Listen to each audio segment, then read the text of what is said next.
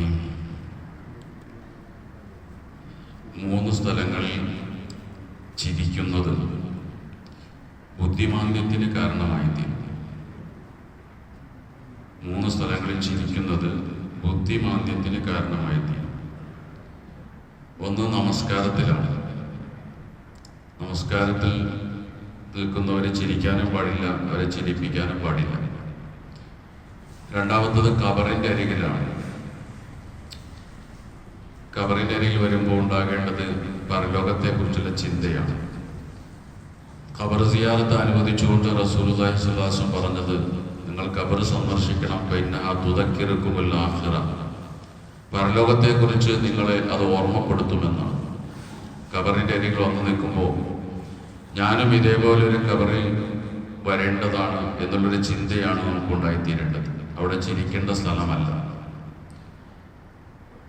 മൂന്നാമത്തെ സ്ഥലം എന്ന് പറയുന്നത് ഉസ്മാൻ ബിൻ അഫ്ഫാൻ റളിയല്ലാഹു അൻഹു ഖബറിന്റെ അരികിലൂടെ നടന്നു പോകുമ്പോൾ അദ്ദേഹം കരയുമായിരുന്നു.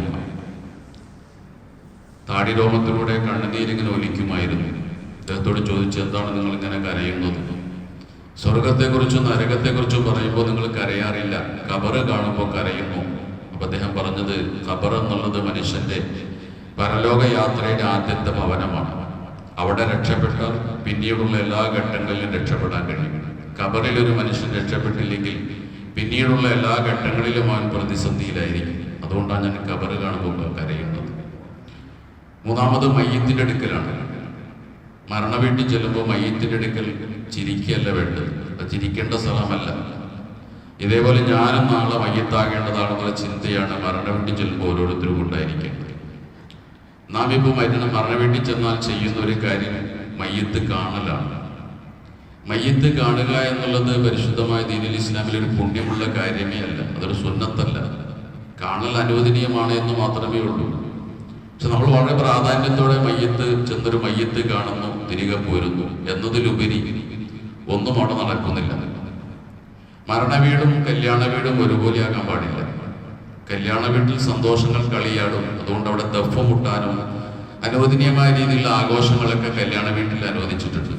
മരണവീട് എന്നുള്ള കല്യാണ വീട് പോലെ ആകാൻ പാടില്ല.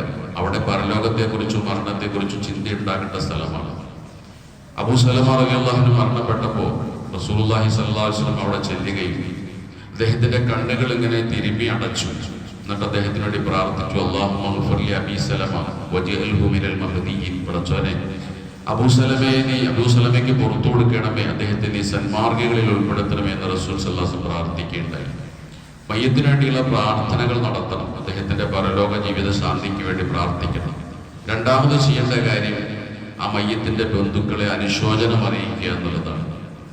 മയ്യത്തിന്റെ കുടുംബാദികളുടെ ബന്ധുക്കളുടെ കൈപിടിച്ച് അവരോട് പറയണം, അഅലമല്ലാഹു അജ്റക വഅഹ്സന അസാഅക വഗഫറ ലി മയ്യിതിക.